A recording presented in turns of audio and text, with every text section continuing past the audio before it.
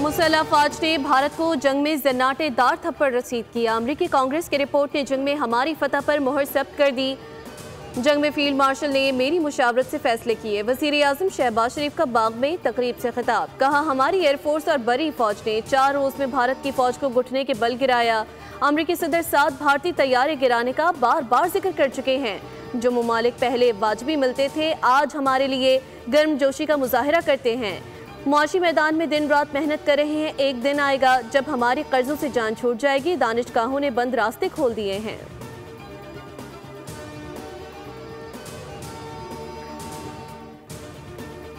अमरीकी सदर ने एक बार फिर पाक भारत जंग रोकने का क्रेडिट ले लिया। कहा मैंने पाक भारत जंग 350% टैरिफ की धमकी से रोकी। पाकिस्तान और भारत एटमी जंग के करीब थे। मैंने कहा जंग नहीं रोकेंगे तो टैरिफ लगाऊंगा और अमेरिका के साथ तिजारत नहीं कर सकेंगे।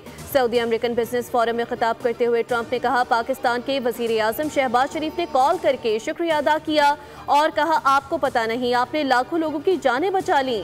भारतीय वजीर आजम ने फोन करके कहा कि वो जंग में नहीं जा रहे।